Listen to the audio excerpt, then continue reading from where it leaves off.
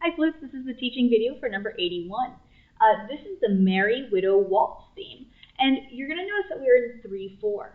Waltzes are always in 3 beats per measure. The first sound, or the first beat, is much heavier, it has more weight than the rest. And we're going to clap it that way too.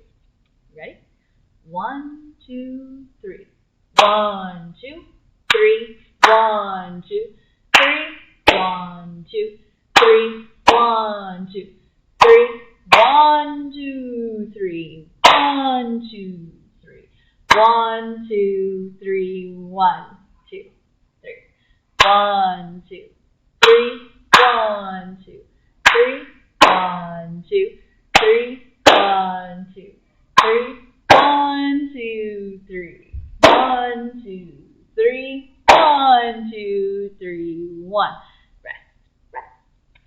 Now, our time signature over here on the edge, our time signature has 3 flats in it. Now, you are going to notice that that third flat down here is in the A space. Now, this doesn't mean that only the low A's are flat. This means that every single A in the universe is going to be flat. So our job as musicians is now to fill that in. So we know B flats and E flats are flat. Those are pretty normal for us. I'm going to mark in all of my A's. So I'm going to go through the letters. B flat, E flat, F, G, B flat, E flat, F, G. Aha, right here.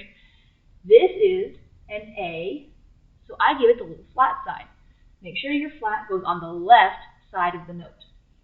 Then we have a G, F, and this here is called a tie.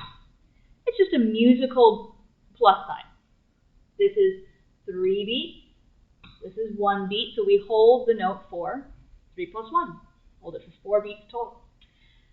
Then down here, B flat, F, G, A. And since all of my A's in my universe are flat, I'm going to put my flat sign there. B flat, F, G, A flat. Now this is a new note for us. This is our high B flat. I'll write that down here. B flat, and I'm going to put a little up arrow so I remember that it's going to be the high version. Here's another A, so I'll put a flat sign there. Your job as a musician is when you see a key signature that has more than 2 flats, mark in what note is flat. If you see a key signature with less flats, it's your job to mark in what is natural. A good musician always checks the key signature before they play and then marks that key signature into their music. All right. Now that we've gone through all of the clapping and counting,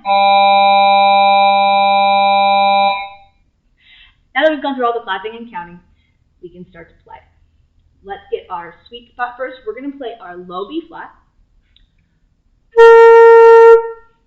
And then I'm going to make sure I know where my high B flat is.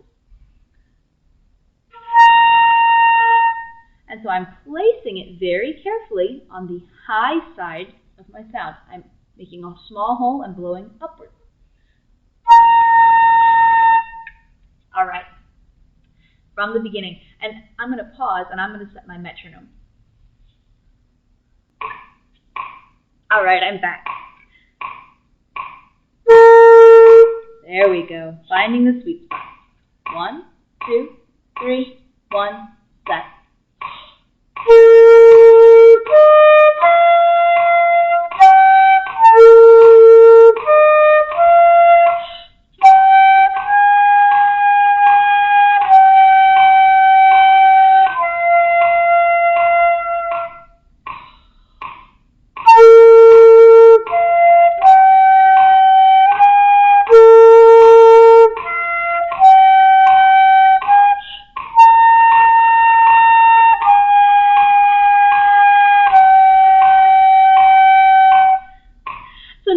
I played it through, but there's something I didn't do.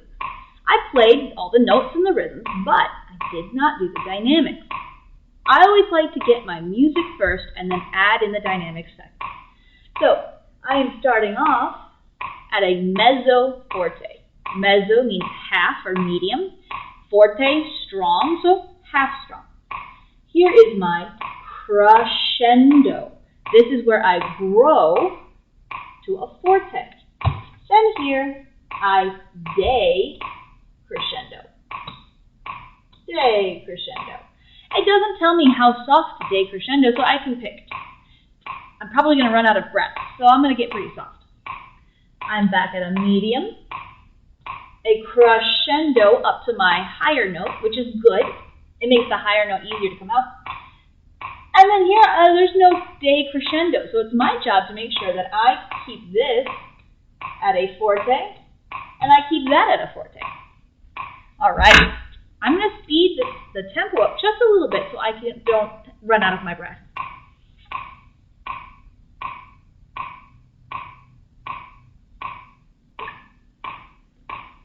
All right. 1, 2, 3, 1, set, 3.